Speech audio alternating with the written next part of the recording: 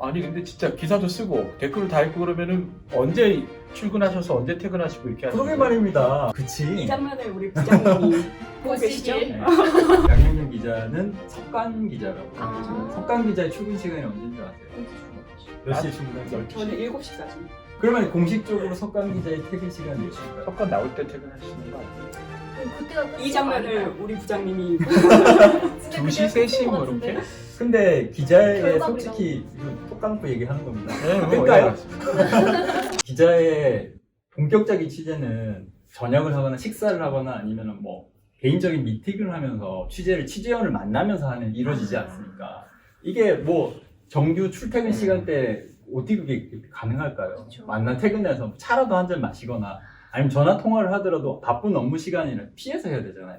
그래서 내일 쓸 기사를 소스를 취재해야 되는데 석간이 나와서 퇴근한다고? 어디 가니 그런 석간이 있어요 요새. 이게 그러니까 24시간 체제가 된 것 같아요. 단적인 예를 그냥 하나 설명드리면 저도 이제 초년병 때 국회에 있었었는데 그때는 5시 40분까지 출근이었어요. 저희 시간이. 왜냐면 이제 아침에 나오는 라디오를 들어야 되기 때문에 그러면은 전날까지 취재원들하고 이제 저녁 자리를 갖고 막 술을 곁들이거나 이러다 보면은 진짜로 집에 가서 잠깐 눈 붙이고 씻고 바로 그치. 택시 타고 나와야 5시 40분까지 국회에 도착을 하는 거예요. 체력을 갈아서 기사를 만들었다. 자, 고3 여러분, 시험을 치셨고 진로를 선택하실 텐데 우리가 영화나 드라마에 나오는 슈트 깔끔하게 다려진 수트 입고 정보 주세요 하면은 예 드리겠습니다 이런 데 아니에요. 저 지금 신발이 지금 운동화예요. 검은색으로 신고 있었지만 왜 운동화인 것 같아요? 네, 우리는 뛰어다니는 사람이에요. 갑자기 부산 네. 채널로 진로를 선택하실 때 사명감이 있어야 된다는 거 이런 것들 좀 알고 계셔야 물론 연구원들도 그러겠지만 저희는 진짜 길바닥에 퍼질러 한 거고 노트북 기사 쓰는 것도 있어요. 어렵습니다. 다 먹고 사는데 쉬운 거 없어요. 어제 제가 10시까지 야근했는데요. 피곤하다고 느껴진 게 싹 사라졌습니다. 아. 지금 갑자기 정신이 깨어나고 영애 오늘 영상이 너무 7시에 좋고. 출근했다고? 모든 게 교통수단 안에서 이렇게 이루어지는 부분입니다. 아 그러면 제가 아까 들어보니까 뭐 이제 길바닥에서도 기사를 쓰시고 뭐 여기저기 이제 술도 곁들이면서 같이 얘기도 나누시고 한다고 들었는데 그러면은 솔직히 정보도 굉장히 많이 습득하실 것 같아요. 특히나 좀 투자처나 뭐 이렇게 좋은 것들 부동산이든 없는지. 주식이든 요즘 뭐 네, 워낙, 요즘에 네. 좀 이슈가 있는 것들이 있는지. 선문이긴 하신데 제가 드릴 거는 우답밖에 없어요. 만약에 우리가 뭐 얻은 정보가 네. 투자나 이런 데서 획기적으로 필요한 정보다 그러면 증권부에 출입하는 기자들이 있어요. 아, 그러니까요. 이거 오픈해도 되는지 모르겠는데 예전에 막 그리고 제보가 들어왔나 봐요. 뭐 금융감독이 출입하는 기자들이 뭐 증권 정보를 가지고 뭐 투자를 하고 돈을 벌고 있더라. 근데 그래서 이제 금감원이나 금융위 출입하는 기자들이 통장을 딱 털고 눈물을 흘리면서 다시 덮었다고 합니다. 아유. 저희한테 소비되는 정보는 사실은 주식의 메이저 투자자들한테는 씹고 뜯고 맛보고 즐기는 다음에 약간 전략적으로 오는 정보들도 많고요.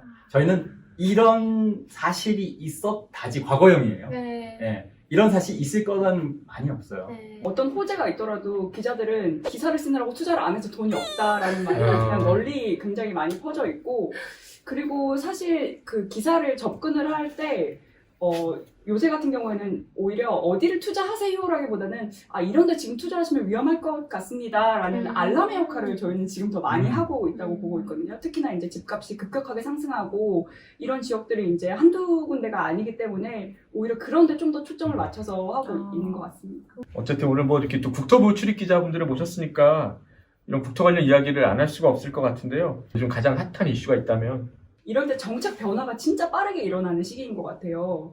근데 이제 자세히 들여다보면은 뭐 예를 들어서 그 공공택지에 대한 민영주택에서 이제 생애 최초 주택이 처음으로 생겨나고 또 소득요건도 완화되고 자기도 모르는 사이에 자기가 대상이 되어 있는 경우도 있는데 이런 흐름을 어떻게 이렇게 빨리 따라가지 못하거나 그냥 자칫 놓치다 보니까 그냥 나는 안 되나 보다 이렇게 생각하시는 분들이 굉장히 많은 것 같아요. 그래서 제가 주변에 제 지인들도 집을 구할 때 이런 거 한번 해봐. 그래서 제가 말을 해줘서 아는 경우도 굉장히 많았고 그래서 사실은 잘 이렇게 살펴만 보더라도 자기한테 이득이 될 수 있는 거를 쏙쏙 뽑아먹을 수 있는 시기라고 생각을 하거든요. 내가 대상이 될 수 있는 건 없을까 조금 자세히 들여다보면은 의외로 굉장히 좋은 것들을 발견할 수 있는 시기가 아닐까 싶습니다. 물론 그런 정보들을 저희 기자들이 또 기사로 소개를 해주기도 하지만 모든 관련 공공기관들이 자기가 통합해서 이렇게 소개시켜주고 하고 싶어하는 주도에서 욕망이 있기 때문에 그것도 다시 분화가 되는 것 같아요. 아, 이것도 계속 통합하고 다시 분화되고 이게 또 반복되니까 시민들이 이렇게 신속하게 뽑아먹을 수 있는 정보의 매체 채널이 항상 좀 부족하다는 느끼는 부분도 있는 것 같아요. 세종시는 이제 공무원들이랑 공공기관 종사자 이전하는 사람들한테 특별 분양을 해줬잖아요. 그거에 대해서는 어떻게 생각하시고 외부에서는 뭐라 그럽니까? 그 뭐 주위에서는 막 왜 그렇게 우리한테만 그런 특혜를 주냐 이런 얘기들도 많고 그러는데 기자분들은 어떻게 생각하세요? 우리를 하시면 혹시 특별 분양 받으셨나요? 전 받았죠. 어. 어떻게 생각하세요? 고맙죠.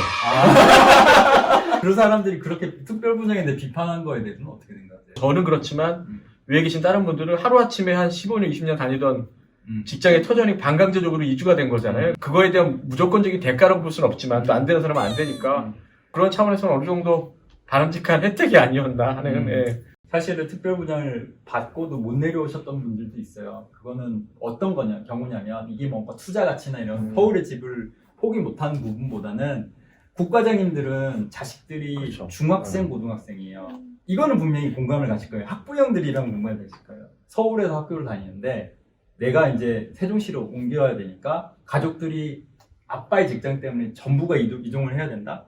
내가 지금 고3이고 아니면 중3이고 민감한 시기에 아빠는 그렇게 선택 못해요. 엄마도 그렇게 선택 못해요. 애들 놓고 혼자 와서 살 수밖에 없어요. 이분들이 가져가는 이익만 생각할 게 아니라 아까 말씀한 것처럼 거기서 이렇게 연구가 있을 거 아닙니까? 뿌리를 뽑아서 옮기는 화분이잖아요.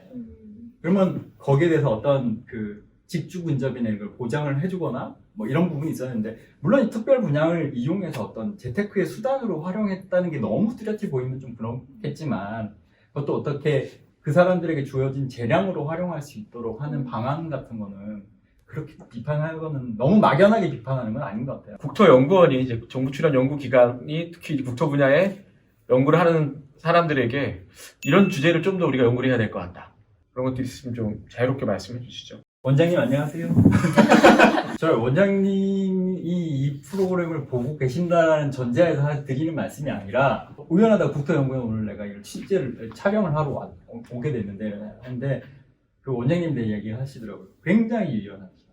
국토부 산하기관 중에서 그 언택트로 그 이 비대면 세미나를 처음 제안한 사람이 있는데요.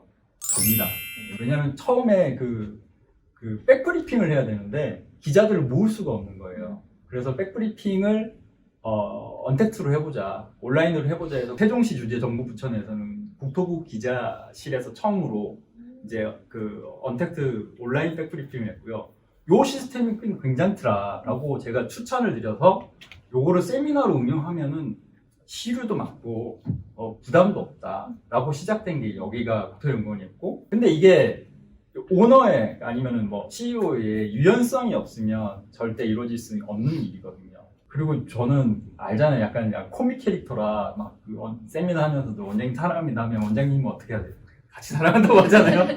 그만큼 이 주제나 뭐 그 이런 브리프 주제에 있어서 되게 유연해진 거예요. 통닭집에 대한 주제, 뭐 이런 자료 같은 이런 부분에서 기자들이 좀 쓸 수 있는 소프트하고 말랑말랑한 주제들이 연성 주제들이 많이 나와서 좋고요.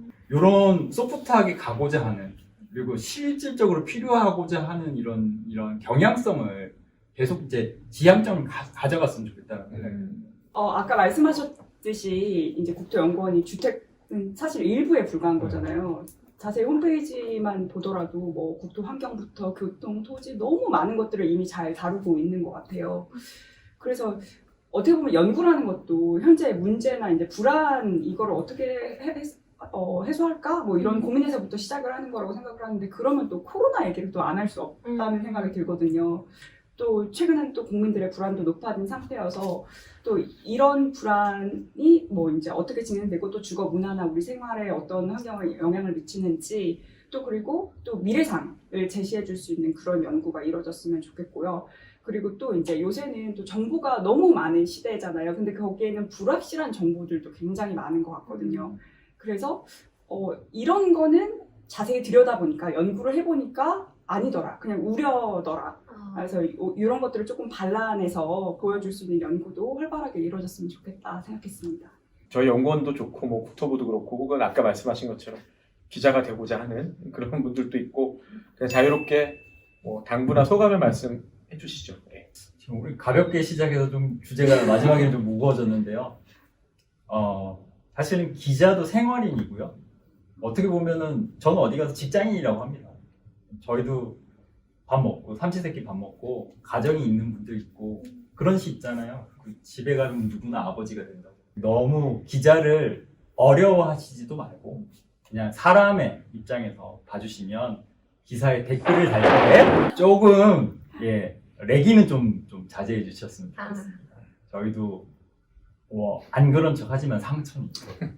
지금 대상이 방금 말씀하신 대로 국토부도 있고 또 시청자 여러분도 있고 또 연구원도 있고 많은데 결국 중요한 거는 이제 서로 간의 소통인 것 같아요. 아까 말씀하셨듯이 국토부와 국토연의 소통도 있고 저희와 국토부의 소통도 있고 뭐 연구원 간의 소통도 있고 또 독자와 저희 간의 소통도 중요한 것 같거든요. 대화할 수 있는 장이나 이런 게 잘 마련되어 있지 않다 보니까 또 이제 서로를 오해하거나 그런 경우도 많은데 조금 더 소통이 활발해질 수 있었으면 좋겠습니다. 새해에는요. 바쁘신데 또 찾아와 주셔서 같이 저희랑 얘기 잘 나누셔서 근데 감사합니다. 너무 재밌었는데요. 저희 뭐 할 말을 속 시원하게 해서 좀 어떻게 편집이 될지 뭐 방송이 될지 안 될지도 잘 모르겠고요. 어쨌든 방송이 안 될 것 같은데. 뭐, 아무튼 오늘 너무 감사하고 즐거운 시간이었고요. 고생하셨습니다.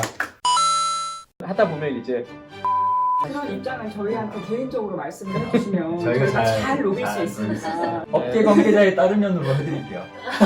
아니 재밌으면 2탄을 한번 만들게요. 2탄으로 국토부 기자 체험 한번 하러 오세요.